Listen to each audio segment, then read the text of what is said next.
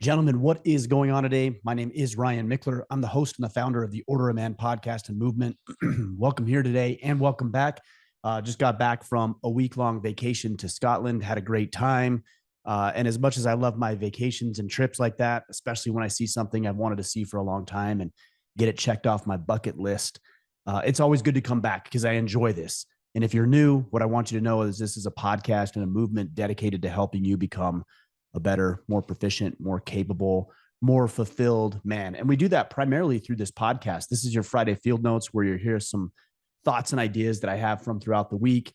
But we also have interviews with guys like Jocko Willink and David Goggins and Tim Kennedy and Tim Tebow and Ben Shapiro and Grant Cardone and Andy Frisilla and Terry Crews and Matthew McConaughey. I mean, I could go on and on and on because I think we've done almost 500 interviews at this point. So I want to thank you for your efforts. Thank you for tuning in. Thank you for the work that you do. And thank you for believing in the mission to reclaim and restore masculinity. Also, on a similar note, we just hit 300,000 subscribers over on YouTube. So if you're not following there, 300,000 other people think that's a pretty good source of information to help you improve as a man. So you can check that out at youtube.com/order of man. Try as they may, YouTube is not going to quiet us. We've got other avenues and things like that as well. But enough of you are saying, no, we want this content. We want this information. And these little tricks that they play don't tend to hold up. So glad you're tuning in there. Guys, I want to talk with you about moving on today because this is a subject that I've had to really become intimately familiar with over the past year. A lot of you know about my separation and then my subsequent divorce. And overcoming that over the past year, and it has been about a year, I think just under, since we started this process, my ex-wife and I. And it's been a hard year from that perspective. A lot of great things have come of this year as well, but from that perspective, it's been a very difficult year. And I've had to learn to move on, maybe more so than I ever have in my life.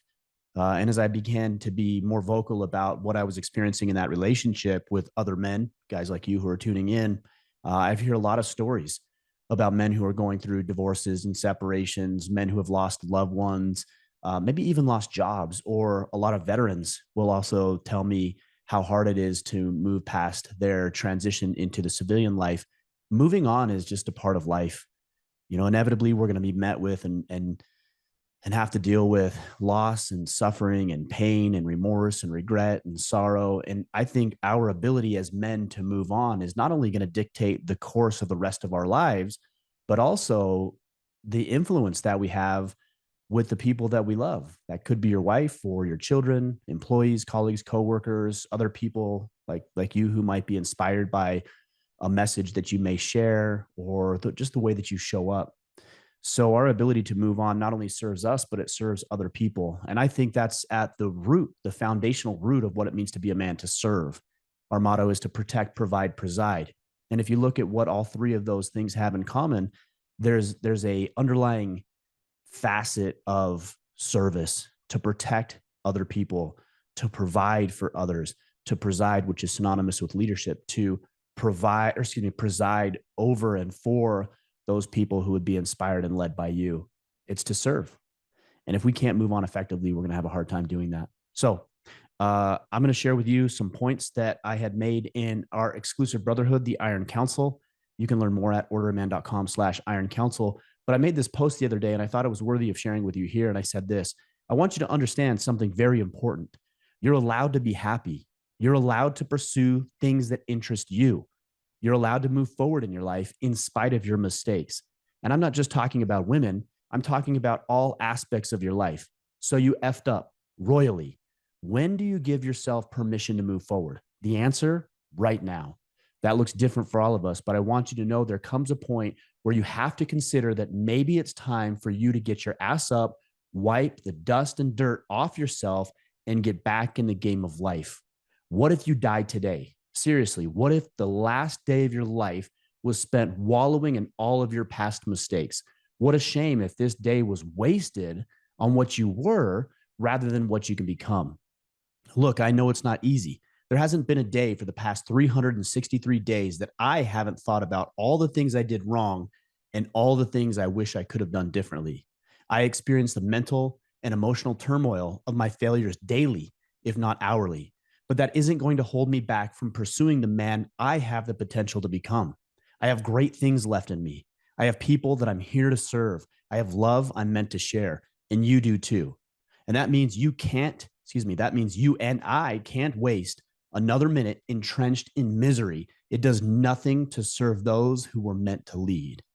Like crabs in a bucket, there will be those who don't want you to move on. There will be those who actively work against it. They'll tell you you're wrong. They'll project their insecurities on you. They'll ask you to be as miserable as they are. That isn't your load to carry. That's theirs. It's your responsibility to take your licks, learn your lessons, get up, and march forward. That's the only thing that matters. Not what you could have done different, but what you will do now. And if you need permission, you don't, you have it now, go. And that's the premise of the conversation I wanted to share with you today. So that was a posting I made inside of the Iron Council. And I thought I'd elaborate on that a little bit more and hopefully give you some insight. I've got 6 steps here that I've personally used in my life. These are 30,000 foot view steps, but I think these will serve you as you deal with a divorce, a loss of a loved one, loss of a job, loss of a mission, loss of purpose. Anytime we're experiencing loss, how do we move on? Number one is that we have to accept that we lost. You have to accept it. I mean, look, let's talk about failure for a second. There are so many people out there who will tell you that you didn't fail, you learned, and failure's not bad, and learn how to fail forward and fail quickly. And I understand the sentiment. I'm not an idiot. I understand the sentiment of what they're saying, but I don't necessarily agree with that sentiment. Failure isn't something I want to do. Now, it's something that inevitably is going to happen, but I'm not interested in pursuing failure. I'm interested in pursuing growth and success and results. Failure is an inevitable part of the process, but it's not something I'm excited about. And so I'm okay with failure. But if we make all these cute little euphemisms and excuses as to why failure is not wrong, I don't think we do ourselves any justice, because we're not putting any sort of negativity or associating any sort of negativity with the concept of failure. Guys, we don't want to fail. All right. I don't care how many clever quotes you've heard. I don't care how many platitudes or euphemisms people have regurgitated. Like, nobody wants to fail. So let's just get over that bullcrap right now. Okay. But you do have to accept that you failed. And that's not comfortable. That's painful. There's tears and there's turmoil and there's sorrow and there's regret and there's remorse. And there's guilt and there's shame with failure. But you know what? If we want to move forward, we have to accept the L. You have to accept that you lost. All right. You lost your wife. You lost your girlfriend. You lost the quote unquote love of your life. You lost a loved one. You lost that job. You lost that purpose. You lost that mission. You have to sit with that. You have to realize that you lost. Look, if there's no pain, then there's no reason to improve. There's no reason to get better. So I'm not saying that we're going to try to find pain, but if there's pain, that's a pretty good motivating factor for us improving. All of us spend so much time avoiding confrontation, avoiding things that are painful, avoiding difficult conversations, avoiding anything that might cause us distress. What a shame. Because in those moments, we can learn and we can grow. So number one, accept that you lost something and it was valuable and it was important to you and you cared about it and you maybe even cherished it and it was a big part of your life, but you lost and you lost it. That's the first step. Number two, you've got to sit with it. You've got to sit with it. Okay. What exactly did you lose? How did this happen? What led to this loss that you dealt with? Like, get comfortable being uncomfortable. I mean, how often do we run away from silence? How many of you can be silent? I have a hard time with it personally. I don't want to be silent. I don't want to sit alone because I want to be distracted, right? I want to be distracted from the pain. I want to be distracted from the sorrow and the turmoil. We can't do that. We actually have to fully embrace the emotion of pain, sorrow, sadness, regret, remorse, guilt, shame, all the things that you experience. You have to internalize it. You have to feel it. You have to feel it because your body needs to learn how to process it. And we haven't learned primarily how to do that because Any little inconvenience, we run and we hide and we distract and we sedate. I used to do it with alcohol, sedate myself constantly because I didn't want to feel a certain thing. And so I ran away like a coward and I hid from it rather than just embraced it and realized it's okay to be sad. It's okay to feel shame. It's okay to feel guilt. It's okay to experience the loss, but sit with it a little bit and experience it. As I was starting training jujitsu, every once in a while, somebody would wrap their arm around my neck and try to submit and choke me. And I remember when I very first started, the minute that I felt that, I tapped quickly because there was some discomfort. But I began to become more comfortable with the discomfort. And in fact, there was times where I thought, okay, this person's got me in a good hold, a good submission. They're probably going to get with me or get me, excuse me, to submit. But I'd rather just sit here for a minute and feel it. Like just experience it. Like how long can I go before I must and I have to tap? And what I found through that process is I began to become more comfortable with that scenario. And what I also found is that a lot of guys, because I didn't react to their attempted submission, would actually let go because I was calm and I was cool and I was collected. And the only way I got to that point is that I was willing to sit in the turmoil, the fire and brimstone, if you will. And the more that we can sit in it, not to beat ourselves up, but to become comfortable with it and teach our bodies and our minds and our souls how to deal with and interact with the mental and emotional pain we're experiencing, the better off we're going to be for it. So number one is realizing that there's a loss and accepting the loss. Like you can't hide from that and pretend like you won by saying failure's the first step. No, failure is a failure. It means you did not hit your objective or you lost something that was important to you. Number two is sit with it. Number three is now once you've accepted it and you've sat with it, now we're going to begin to extract the lessons that can be learned from it. What did you do wrong? What led to the loss? How could you have showed up differently? What should you have done? If you were in the same circumstance moving forward, and you likely will be, what are you going to do differently? How are you going to carry yourself? How are you going to handle yourself? In what ways are you going to show up as a man more effectively than you did before? Now, this is where hope starts to come in, because up to this point, I've just been talking about despair, wallow in your own self-pity, accept the loss, sit in your pain.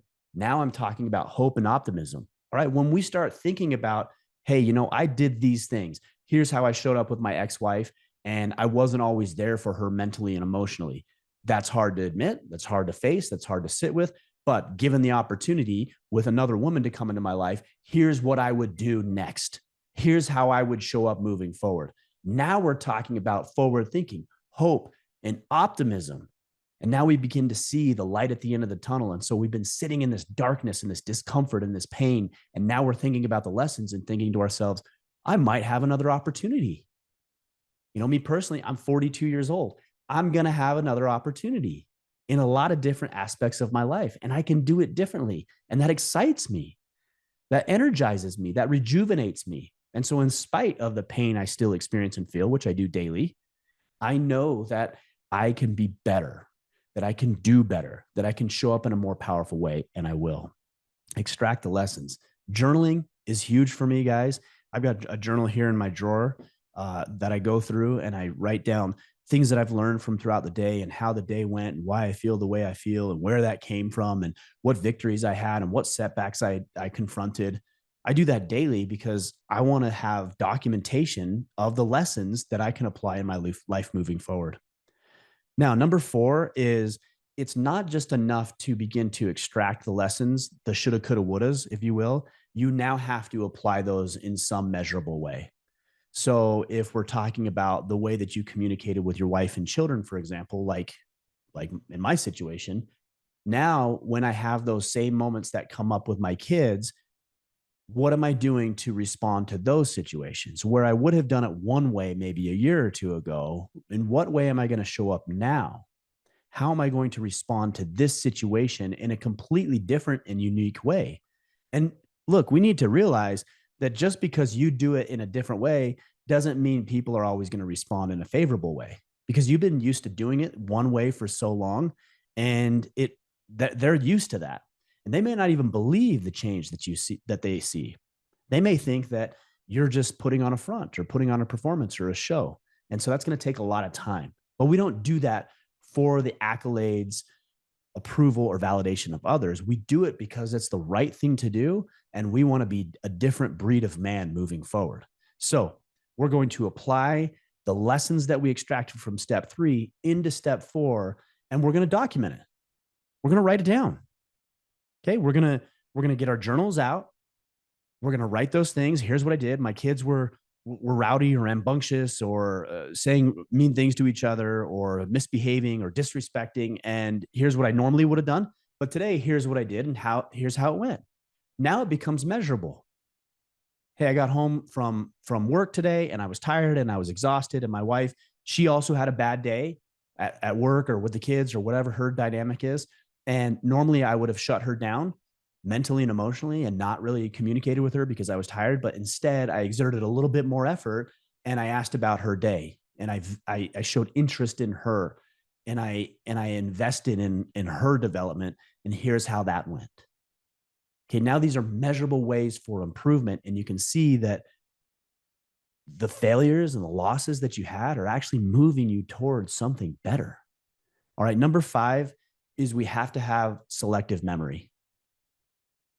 When you've lost, let's say it's a divorce, for example, and you carry the weight of that loss on your shoulders, as you should, as I should. It's our responsibility as men. And in a lot of ways, we failed. Not in every way.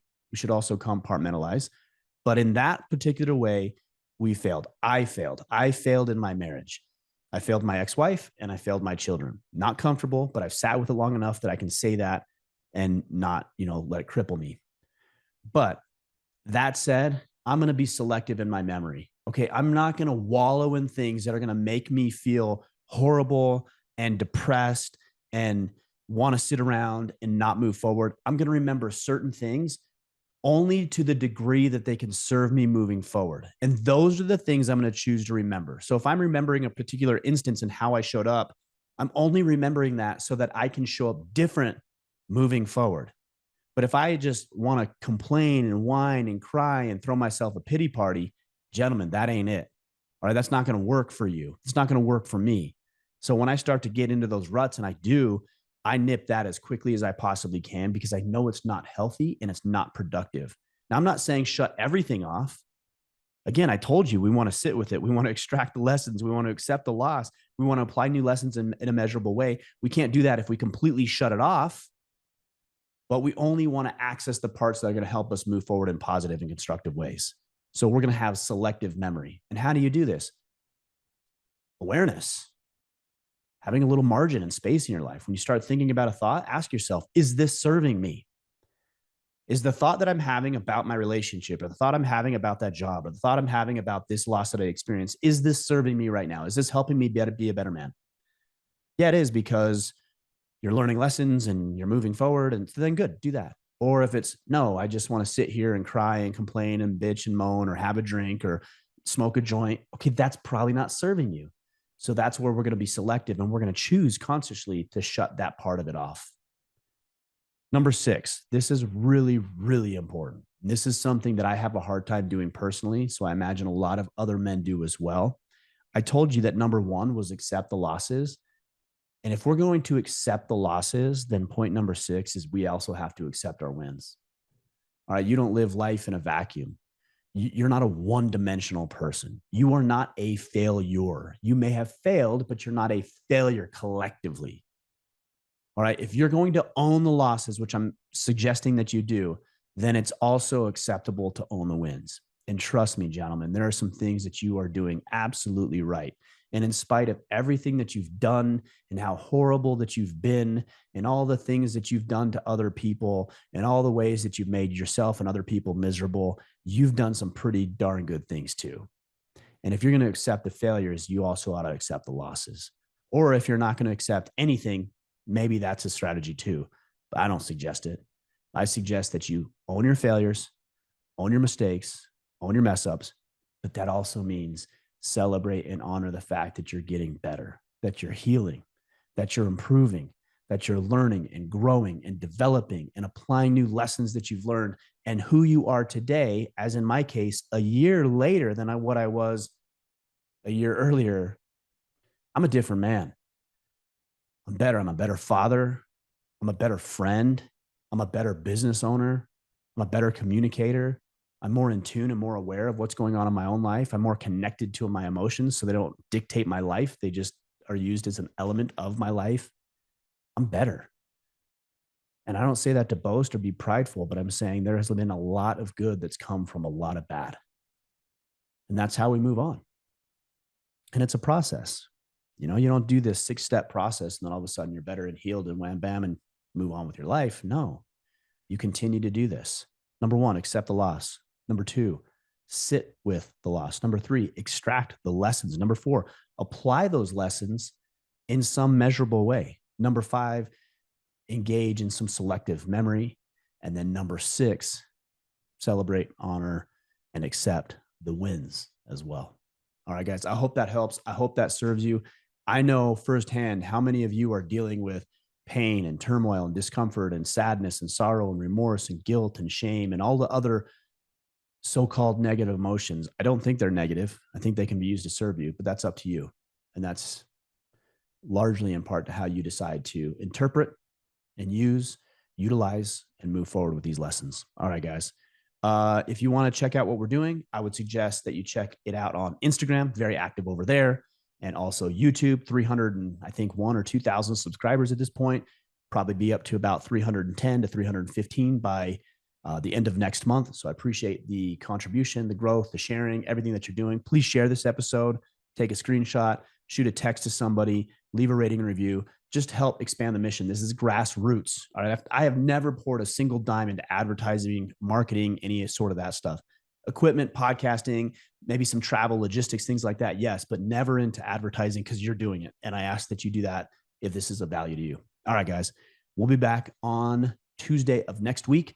Until then, let's you and I go out there, take action, move on with hope and optimism in our lives, and become the men we are meant to be.